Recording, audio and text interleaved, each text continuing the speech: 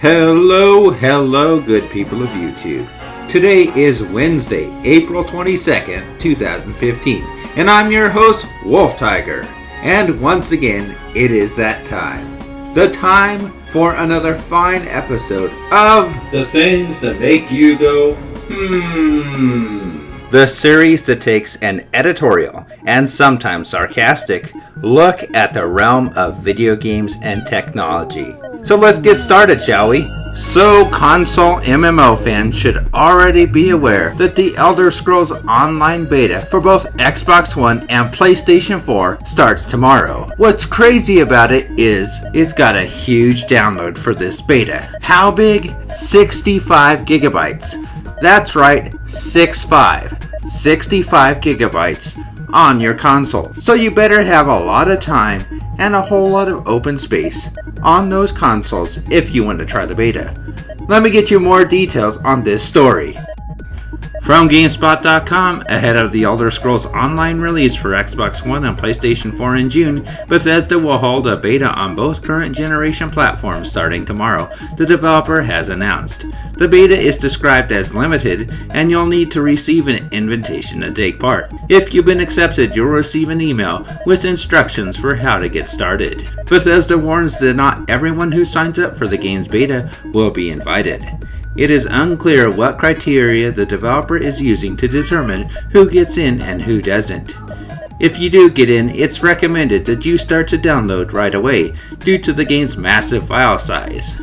The Elder Scrolls Online console beta begins Thursday, April 23rd at 10 a.m. Eastern Daylight Time and comes to close on Monday, April 27th at 10 a.m. Eastern Daylight Time. Bethesda has also published a detailed FAQ about the beta. In it, the developer explains that there is no non-disclosure agreement (NDA) for the trial period. In fact, the studio says it encourages users to share screenshots and live streams of their gameplay as much as they'd like. The FAQ also mentions that any progress you make in the Elder Scrolls Online console beta will not carry forward to the full version when it arrives on June 9th. It also points out that the console beta does not support cross-platform play, and that this version of the Elder Scrolls Online included in the beta is the full game and nothing less. Check out the full FAQ for more. Bethesda also released a handful of new screenshots today for the console version of the Elder Scrolls Online. In addition, Bethesda also announced that the console version of the Elder Scrolls Online will be a massive download weighing in at potentially more than 65 gigabytes. The Elder Scrolls Online is an incredibly massive game, both in terms of sheer scope and data required to bring you this truly enormous experience, the developer said. At the moment, the client will exceed a 50 gigabyte Blu-ray disc, which means there will also be a very large day one patch that is somewhere in the region of 15 gigabytes. It's finally coming out. The beta. Elder Scrolls Online fans should be celebrating right about now. Well, not exactly. First off, the thing is 65 gigabytes. That's a huge download, even for people on broadband, because consoles are not crafted to hold that kind of storage space.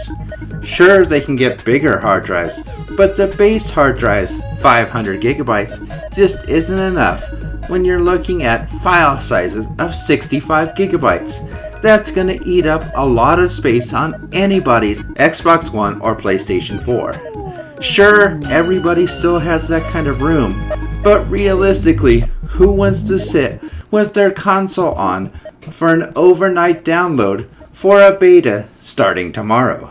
I certainly wouldn't, and that's coming from somebody who actually played in the PC beta. Honestly, I hope what people are getting now is far better than what I saw in my time in the beta last year. I mean, I really wanted to like the game. I played in 4 different phases. That's right, I got invited to 4 different player groups, and what I saw just wasn't worth the value. Why? For a lot of good reasons. First off, the game had that typical Elder Scrolls problem. Big storyline, huge world, but a lot of emptiness with a really bland main storyline. Sure, there were a lot of side quests, and I found myself doing that and exploring a lot more, similar to the way that I play Skyrim or Morrowind or any other Elder Scrolls game. But those were just as boring as the main storyline, and quickly I ran out of things to do. Secondly, the big one. It was buggy as all else. Sure, you expect a beta to be buggy, but with each phase, when they introduce new things, they polish up the game, you expect things to work better each time. This wasn't the case with Elder Scrolls Online. With each phase of the beta, I found myself having more and more bugs and less to do. Oftentimes I was just sitting around, taking up server space, waiting for quests to work. And in the end, the last phase I was in, there were several quests that I couldn't complete because they were totally bugged out. And there was hundreds of people standing around waiting for events to work so that they could finish their quest as well. There just wasn't enough Elder Scrolls to actually make me want to break down and subscribe. And that makes me sad because I really wanted to see an online great Elder Scrolls adventure. Something from the same kind of scope of Skyrim could have easily been transferred to an MMO. But unfortunately, that's not what we got for Elder Scrolls Online. On top of that, one of the big promises of cross-platform play isn't available, at least not yet. And that was one of the major selling points for this title. Everybody could play together on their big servers.